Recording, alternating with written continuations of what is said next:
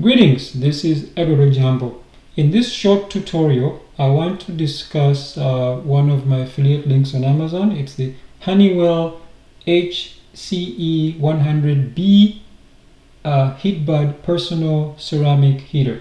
I have one in front of me right here, and I'm going to explain to you how this little guy saved me hundreds of dollars in propane costs for heating last winter, and how this is a 1 year review. So it's still working. You see, it has a trip safety feature down here, and it has two settings. It's the low and high settings. So the low setting is set to 170 watts, and the high setting is 250 watts.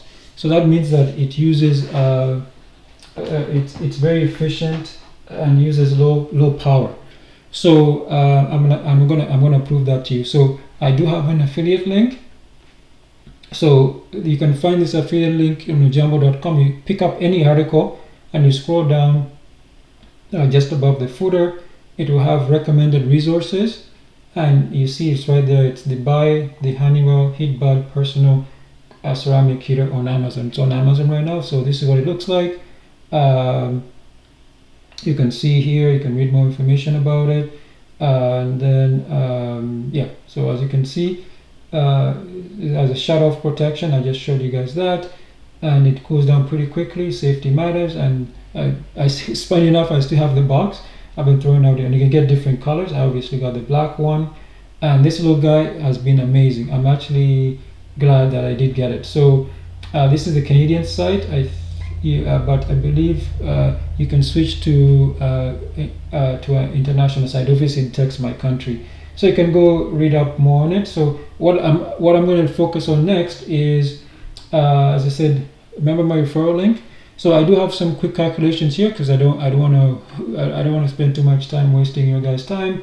So as you can see, the model is here, HCE100B, the heatbed personal ceramic heater.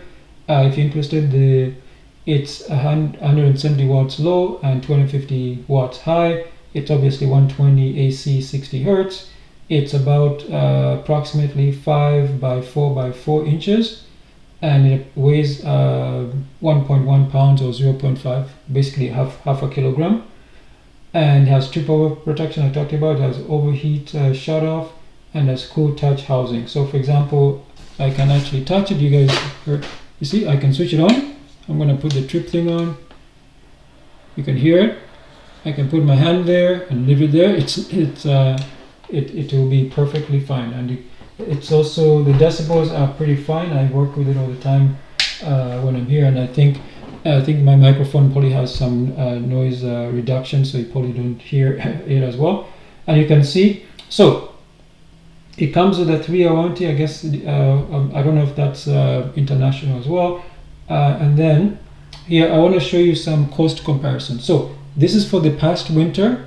The time I'm making this video, it's getting close to winter as well. We only have 1 month left before winter. But from last winter, my electricity rate was 29.9 cents. So just rounded up to 23 cents kilowatt hour. That includes the delivery and the HST, so the taxes. So it's 23 cents. And then my propane price was I think it was 133.3. So I just rounded down to $1.33 per liter. So now, to be fair, because not all of you are going to have harsh winter like I experienced last year. So I'm going to say the duration is about 120 days. Obviously, it's here in Canada, it's a little bit longer than that. But I'll just say 120 days just for calculations.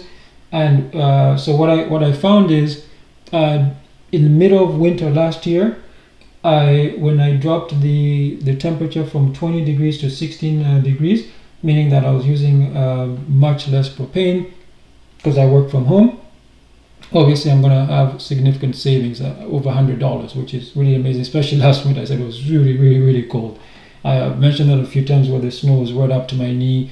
I would go out in the morning, clear the snow, and then when I go have breakfast, my neighbor's grandson would come and clear the driveway again, and then in the afternoon I would clear the driveway, By the time I go again look after the chickens, I would have to clear it again. So it was crazy. Even when it wasn't snowing, it was just blowing snow all over. It was crazy last winter. It was really cold too.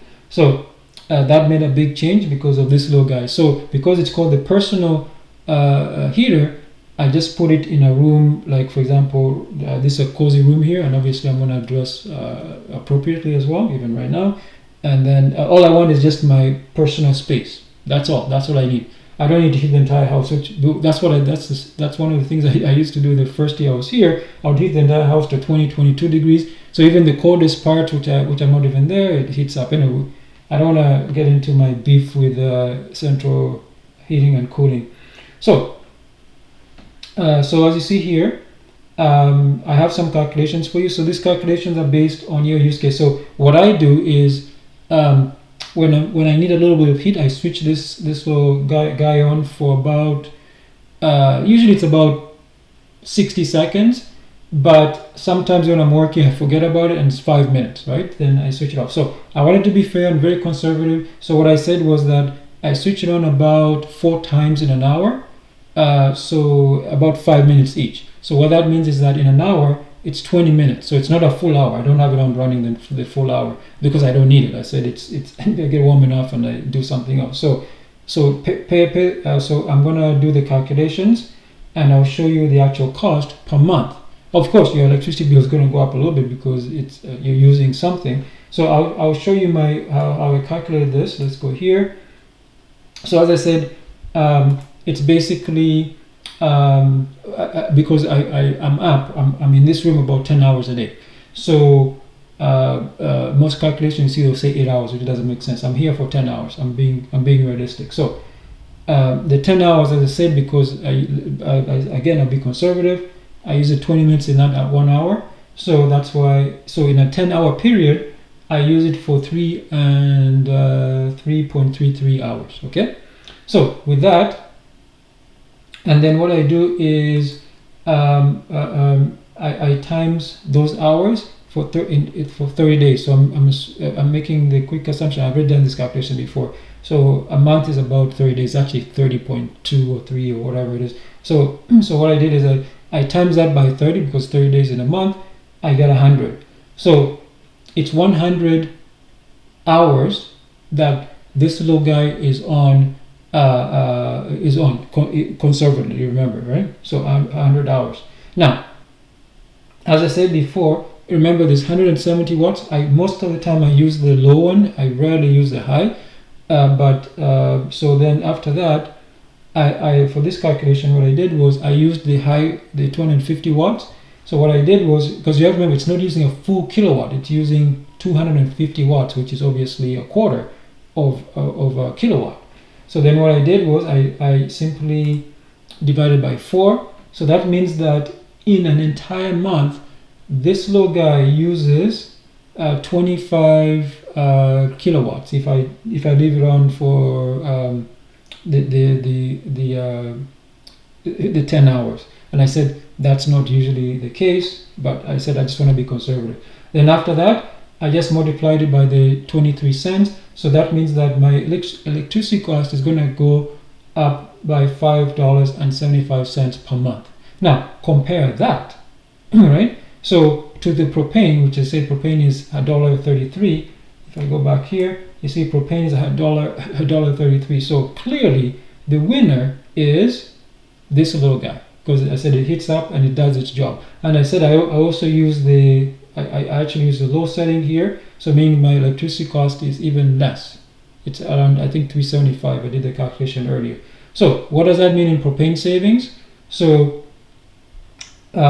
just to simplify things, I only cared about the propane savings based on estimated, because I can't calculate how much propane I use in a month, because they keep on delivering. I don't know if they top it up to the top. It doesn't explain what they do, because I know they're not supposed to top it up right to the top. You're supposed to leave a little space because propane expands, a gas that expands. They bring it as liquid, so I can't do that. So the only thing I could estimate was the temperature change between dropping it between 20 Celsius and 16 Celsius. So that is only for that, because what happens is it's set on a timer. I think in the morning, the automatic, it goes up to 20 degrees for about an hour, and then from 5 to 5 to 9 p.m. I think 5 p.m. to 9 p.m. that it also goes up to 20 degrees. So that's the savings, just only from that. However, obviously, before, when I was feeling cold, maybe in the morning, I would jump it up to 18, 19. So that's not going to happen again. So what I'm trying to say is that I'm going to be using less propane this cold season. For example, I didn't use any propane in the past month. I just turned on the heater at 16 degrees permanently November 1st. So that means 1 month I already saved. Okay, and obviously the last month, which will be April, it will be the same thing. So meaning that my savings are going to be way more than what you see here. But I said I could not estimate how much I actually use, because there's no it's hard to tell. However, one thing I can tell is I can estimate with pretty good accuracy what the temperature change to the thermostat will give me the savings. So just that alone, you can see that how much money I'll save just by using this low guy. So it's definitely worth it. Now, of course, another silly thing I used to do when I was away is I would leave everything automated. Which, for example, if I'm away, like in Toronto, visiting family, friends, or customers, like when I'm away, obviously the temperature goes up to 20 when I'm not here. So I said I did learn my things, and yeah, I'm pretty happy with this. So if you're interested in getting it, I said I do have a referral link. Okay, that's it. That's all. I'll write an article as well, and I'll put it in the link. So hope to see you guys in the next one. And as I said again, any article you go to, it will be under recommended resources. That will be where the referral link is. I might start putting the referral links also in the descriptions. I think I'll do that as well for this one. So just to make, just to get into the habit of doing that. Okay, that's it. Bye now.